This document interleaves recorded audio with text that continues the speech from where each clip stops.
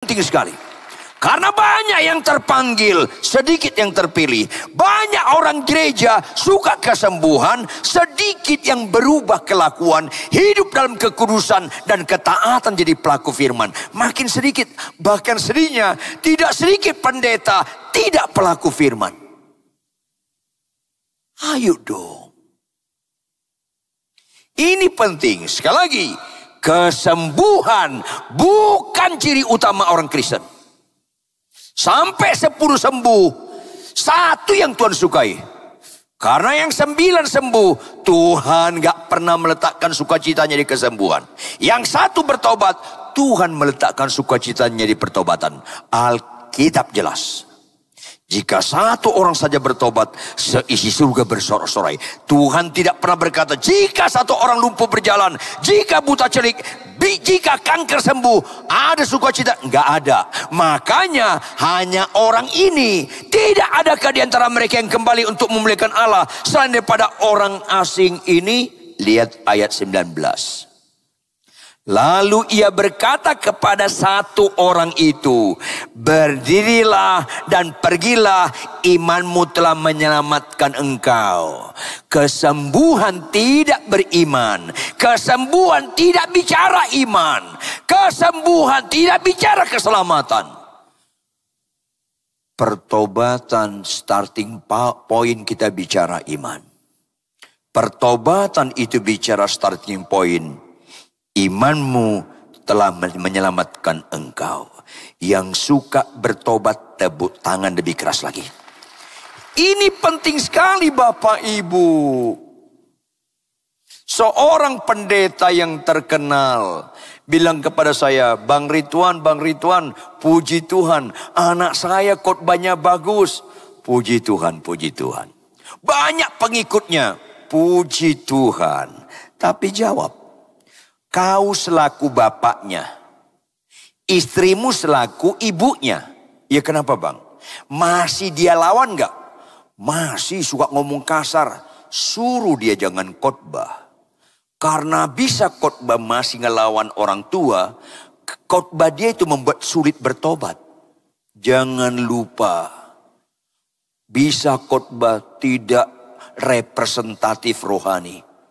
Bisa penyembahan tidak representatif rohani. Bertobat, pelaku firman, ada keteladanan hidup, itu representatif rohani. Katakan amin. Yes. Kok ada orang suka doa puasa maki-maki istri? Kok ada orang suka doa puasa ngelawan suami? Kok ada orang suka doa puasa membentak orang tua? Kenapa ada orang suka penyembahan masih berani naik motor lawan arah? Ada apa Kristen ini? Hanya 1 orang yang diantara 10 sembuh. Berdirilah dan pergilah, imanmu telah menyelamatkan engkau. 9 yang lagi sembuh, tidak ada keselamatan pada dia. Sekali lagi, jangan ragu Tuhan bisa menyembuhkan. Tapi binasalah kita kalau kita suka kesembuhan, gak mau bertobat. Binasalah kita kalau suka mendoakan orang sakit sembuh, tapi gak berubah kelakuan. Ini penting. Lihat kembali kepada Markus pasal 9. Konteks kebenaran ini ayat 17. Markus 9 ayat 14. Markus 9 ayat 14. Waktu itu Yesus, Petrus, Yakobus dan Yohanes pergi ke satu tempat. Tinggal 9 murid yang lain. Ada Andreas di situ, ada Yudas di situ. 9 yang tinggal. Kemudian orang banyak mengurumuni murid-murid yang 9 ini. Di antaranya ada beberapa ahli Taurat yang memojokkan yang 9. Karena apa? Lihat ayat 15. Pada waktu orang banyak itu melihat Yesus, tercenganglah mereka semua dan bergegas menyambut dia. 9 murid itu dipojokkan karena ada bapak-bapak membawa anaknya yang kerasukan, minta didoakan, didoakan nggak sembuh-sembuh, didoakan nggak sembuh-sembuh. Begitu Yesus datang, tercenganglah mereka, bergegas menyambut dia. Catat baik-baik.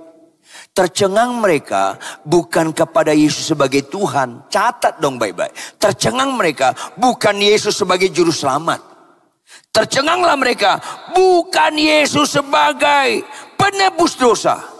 Tercenganglah mereka semua dan bergegas menyambut dia, Yesus sebagai penyembuh.